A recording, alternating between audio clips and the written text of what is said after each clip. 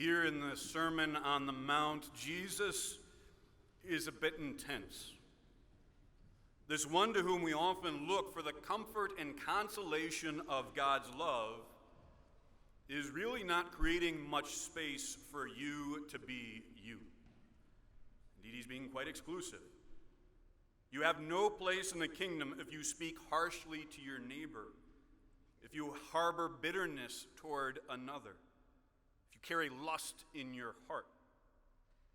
Any infidelity or deception is clearly from the evil one. No one who is caught up in any of this has a place with him. Where's the warmth? Where's the compassion? Where is the welcome that is so often attributed to the love of Jesus? Well, when it is there, where is that warmth and welcome pointed? When Jesus goes to those who are on the fringe, he goes to welcome people in, to let them know they have a place in God's kingdom, the kingdom where all may be one, as God is one. God's vision, God's action, God's efforts are all directed in a way in which all are drawn together as one. Such is the depth of God's desire for this communion that we should expect there to be a certain level of intensity to go with it.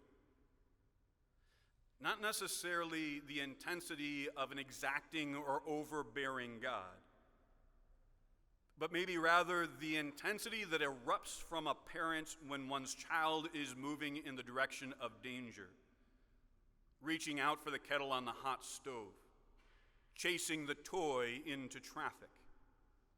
The parent reacts in a manner that, when isolated from the event, may seem terrible or shocking, but in the moment is flowing forth from a deep love and a powerful concern for the good of the child.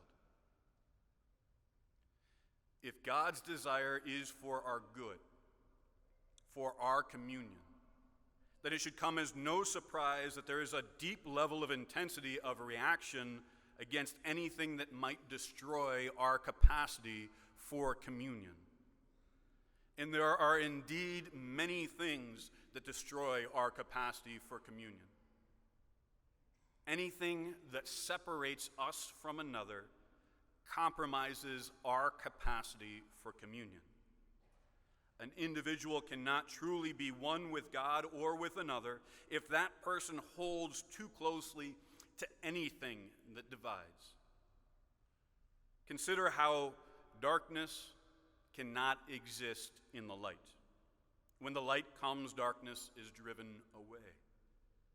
To choose the dark requires one to find a way to block or flee from the light. To choose the dark requires one to reject the light. Just so, to choose division is to reject communion. To choose resentment, manipulation, lust, rivalry is to choose division. One cannot be in communion if one embraces jealousy, infidelity, lies, or objectification. What we choose is what we will receive. To choose that which divides is to choose freedom. To choose the love and communion of God is to choose that which brings about love and life. So what do? Do we press on with our own will and grab the hot kettle? Do we refuse God's call to reject division and charge after our fascinations headlong into traffic? Or do we receive the intensity of God's love? Trust the demanding commandment to love deeply and to commit to communion in all that it may ask of us, rejecting antagonism, possessiveness, manipulation, and deceptions, embracing patience, understanding, compassion, and mercy.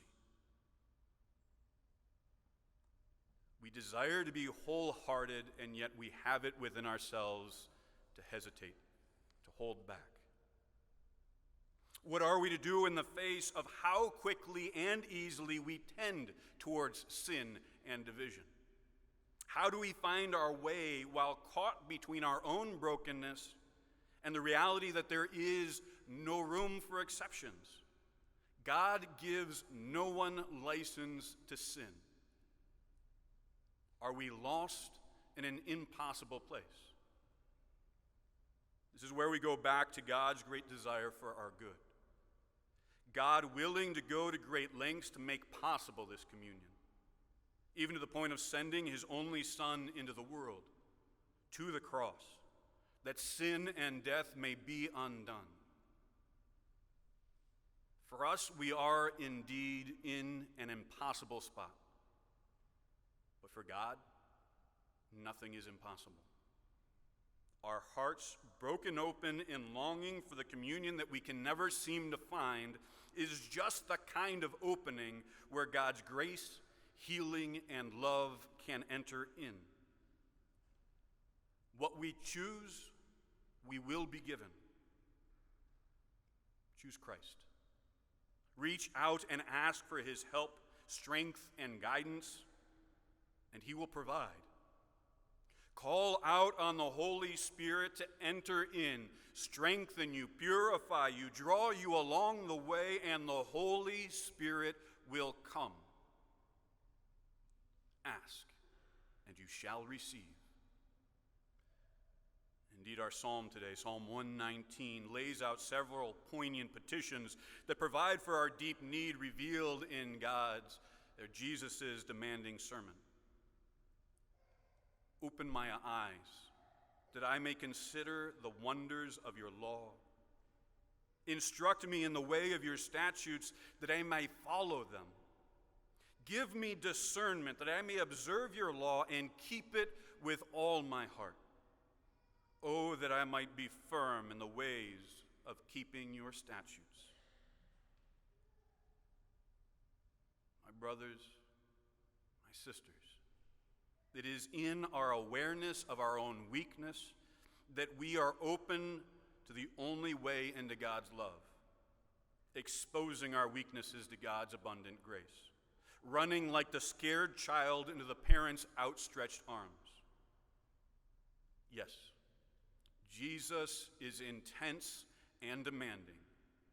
It's the intensity of love and the instruction of the one who has a great passion for our good, the one who poured himself out for us that we may live. Choose communion above all else, and you will receive it.